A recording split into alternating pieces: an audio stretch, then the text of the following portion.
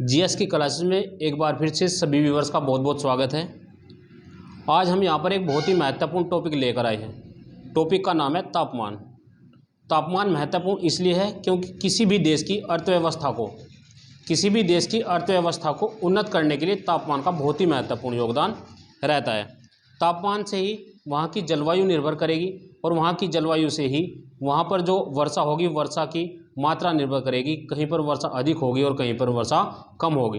तापमान से ही दाब निर्भर करेगा और यहाँ पर हम तापमान और दाब दोनों को ही डिस्कशन करेंगे। लेकिन आज हम सिर्फ किसको डिस्कशन करेंगे? केवल तापमान को डिस्कशन करेंगे। और तापमान यहाँ पर हम सबसे पहले जनवरी के महीने में देखेंगे। अब से 1 से 1.5 महीने बाद जनवरी आने वाला है, तो जनवरी में हम ताप की स्थिति को देखेंगे कि भारत में तापमान की स्थिति जनवरी के अंतर्गत क्या रहती है। उसके बाद में जनवरी के बाद में हम फिर देखेंगे आपका अप्रैल में, अप्रैल के बाद फिर जुलाई और जुलाई के बाद फिर अक्टूबर में तापमान की स्थिति देखेंगे। जब हम इन स्थितियों को देखेंगे तो हम जानेंगे कि तापमान के साथ साथ कैसे दाब बदलता जा रहा है, अर्थात दाब की स्थिति कैसे परिवर्तित होती जा रही है भारत के अंतर्गत। और जब हम दाब की स्थिति को देखेंगे तो फिर दाब की स्थिति ही किस पर निर्भर करती है? वर्षा पर निर्भर करती है। तो जब दाब की स्थिति बदलेगी तो फिर वर्षा की स्थिति बदलेगी। कहीं पर वर्षा किसी टाइम पर अधिक होगी और किसी टाइम पर कम होगी। जब हम इन सभी बातों को जान लेंगे तो हमें पता लग जाएगा कि किस टाइम पर वर्षा होगी और किस टाइम पर वर्षा नहीं होगी। ये टॉपिक जो है ये मानसून का टॉपिक है और मानसून का टॉपिक बहुत ही अच्छा टॉपिक है। यदि किसान लोग इसको देख लें तो उनको बहुत ज़्यादा नॉलेज हो जाएगी मानसून से संबंधित, और वो जान लेंगे कि किस टाइम पर वर्षा होती है और अकाल और बाढ़ जैसी समस्याओं से वो आसानी से निपट सकते हैं। तो आइए समय को ना गवाते हुए हम लोग डिस्कशन करेंगे आज तापमान का।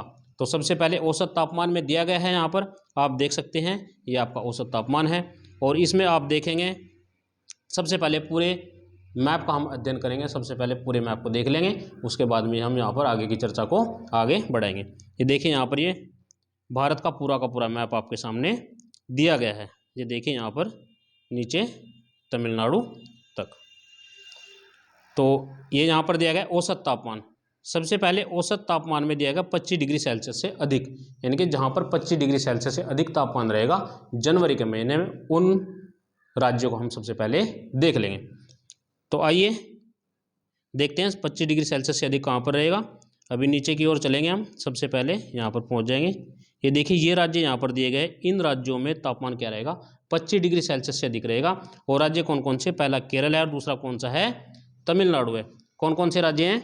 पहला केरल है और दूसरा कौन सा राज्य है? तमिलनाडु है। ठीक है जी। उसके बाद में अगला जो तापमान की बात करें तो टेम्परेचर 20 डिग्री सेल्सियस से 25 डिग्री सेल्सियस के मध्य कहाँ कहाँ पर रहेगा?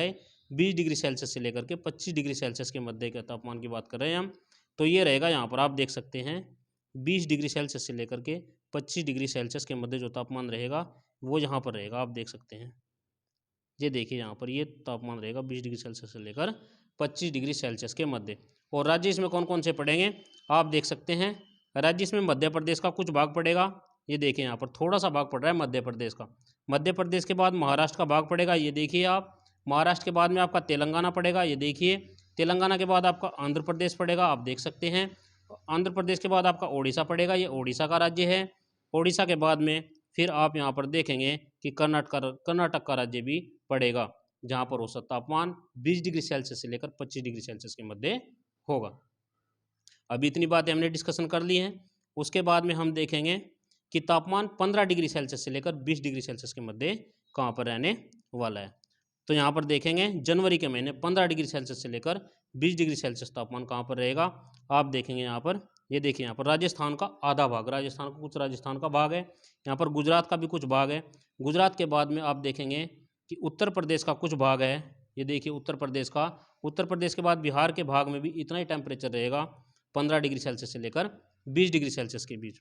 झारखंड के भाग में भी इतना ही टेम्परेचर रहेगा 15 डिग्री सेल्सियस से लेकर 20 डिग्री सेल्सियस के बीच। पश्चिम बंगाल का कुछ भाग है जहाँ पर 15 डिग्री सेल्सियस से लेकर 20 डिग्री सेल्सियस के मध्य तापमान रहेगा। और जो 7 बहनों के नाम से प्रसिद्ध है, इनमें से अरुणाचल प्रदेश और सिक्किम को छोड़कर इन सभी के सभी राज्यों में, अरुणाचल प्रदेश के कुछ राज्य में 15 डिग्री सेल्सियस से 20 डिग्री सेल्सियस के मध्य तापमान रहेगा। इतना आप समझ गए होंगे कि 15 से 20 डिग्री सेल्सियस तापमान कहाँ पर रहेगा। अब आगे हम डिस्कशन करेंगे कि तापमान 10 से लेकर 15 डिग्री सेल्सियस के मध्य कहाँ पर रहेगा। तो 10 से लेकर 15 डिग्री सेल्सियस के मध्य ये वाला एरिया है जहाँ पर 10 से लेकर 15 डिग्री सेल्सियस के मध्य तापमान रहने वाला है। और इसमें कौन कौन से राज्य आपके आ गए हैं। सबसे पहले पंजाब है, यहाँ पर पंजाब को आप देख लेंगे। पंजाब के बाद में आपका है हरियाणा, ये नीचे हरियाणा पड़ गया है। हरियाणा के बाद में आप देखेंगे यहाँ पर दिल्ली का क्षेत्र भी यहाँ पर शामिल है, दिल्ली का कुछ क्षेत्र यहाँ पर शामिल है। तो इन राज्यों में टेम्परेचर रहेगा आपका 10 से 15 डिग्री सेल्सियस के मध्य। अब देखेंगे यानी कि 22.5 डिग्री सेल्सियस से कम का तापमान कहाँ पर रहेगा। तो ये वाली जो लेयर है इनमें 22.5 से कम का रहेगा और यहाँ पर भी रहेगा, इनके जम्मू कश्मीर में भी रहेगा और आपका लद्दाख में भी कम ही टेम्परेचर रहेगा और आपका हिमाचल प्रदेश में भी आपका कम ही तापमान रहेगा और उत्तराखंड में भी आपका कम ही तापमान रहेगा। तो उम्मीद करते हैं कि आपको पता लग गया होगा कि जनवरी में तापमान कितना रहेगा। अब जनवरी में ही दाब की स्थिति को भी हम यहाँ पर देख लेते हैं।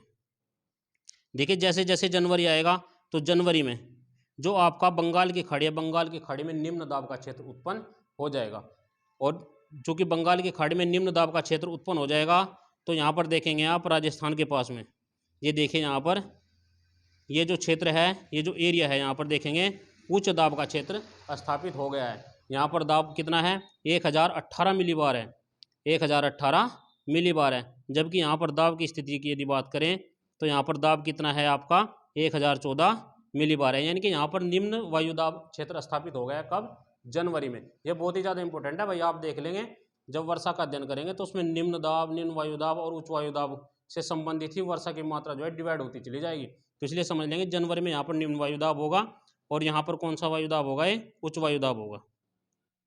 ठीक है जी, यहाँ पर ये उच्च वायुदाब होगा, यहाँ पर उच्च वायुदाब की स्थिति होगी। अब ये जनवरी की बात हो गई। अब उसके बाद में हम चलते हैं आपके, ये चलेंगे हम यहाँ पर आपके अप्रैल में।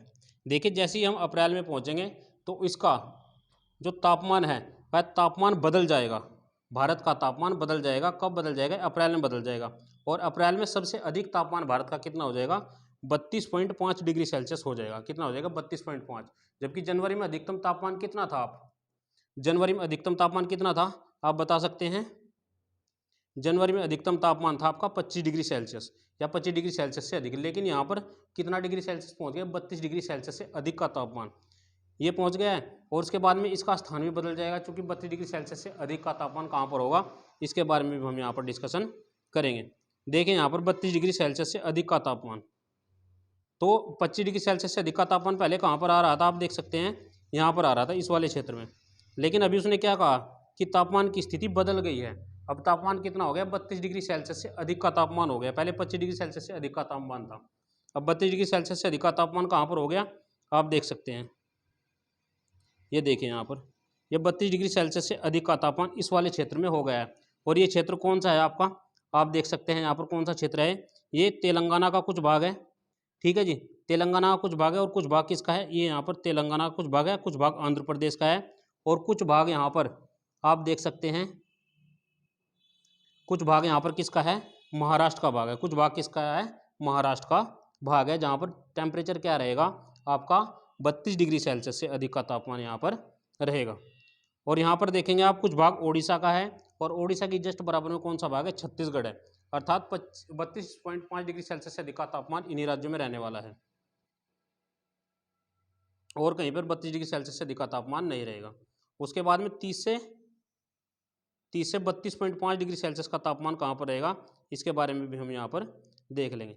देखें यहाँ पर 30 से 32 डिग्री सेल्सियस तापमान जो पर रहेगा, ये देख सकते हैं आप। ये यहाँ पर गुजरात है, गुजरात का कुछ राज्य यहाँ पर दिया गया है। गुजरात के बाद में महाराष्ट्र का राज्य है, यहाँ पर भी कुछ जो टेम्परेचर है वह रहेगा। और गुजरात के बाद में फिर आपका कर्नाटक है, कर्नाटक में भी टेम्परेचर कुछ अधिक रहेगा, 30 से 32 डिग्री सेल्सियस के मध्य रहेगा। आंध्र प्रदेश का कुछ भाग है और यहाँ पर तमिलनाडु का कुछ भाग भी है।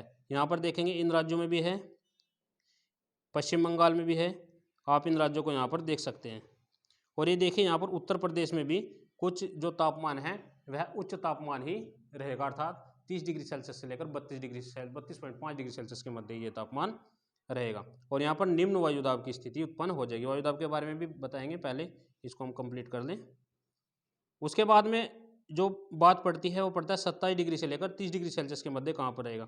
ये देखिए यहाँ पर 27 डिग्री सेल्सियस से लेकर 30 डिग्री सेल्सियस के मध्य कहाँ पर रहेगा, ये वाला क्षेत्र है। ये क्षेत्र किसका है, राजस्थान का। ये कौन सा है, उत्तर प्रदेश का। ये किसका है, ये यहाँ पर देख लेंगे बिहार का। और ये किसका है यहाँ पर, ये यहाँ पर देख लेंगे, ये राज्य असम है। असम के बाद असम है, असम के बाद नागालैंड है, नागालैंड के बाद मणिपुर है। मणिपुर में भी यहाँ पर कितने डिग्री टेम्परेचर रहेगा आपका, 27 डिग्री सेल्सियस से लेकर 30 डिग्री सेल्सियस के मध्य ही रहेगा।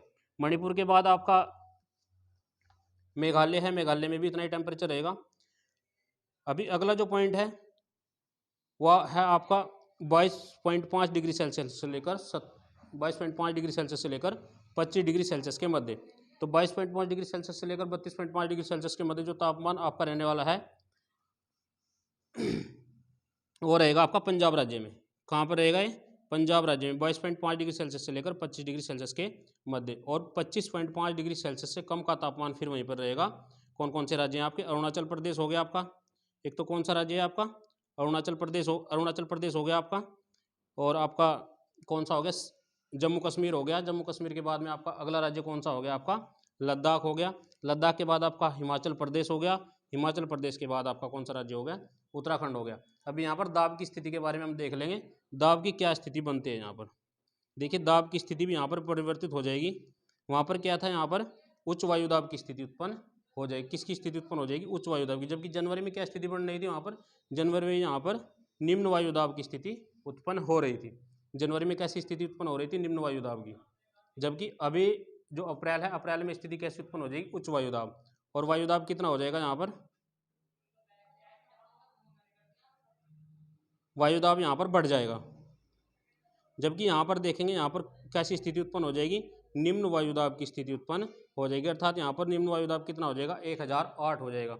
जब यहाँ पर वायुदाब की स्थिति बदल जाएगी, अर्थात उच्च वायुदाब के स्थान पर निम्न वायुदाब और निम्न वायुदाब के स्थान पर उच्च वायुदाब स्थापित हो जाएगा, तो हवाओं की दिशाएं भी बदल जाएंगी।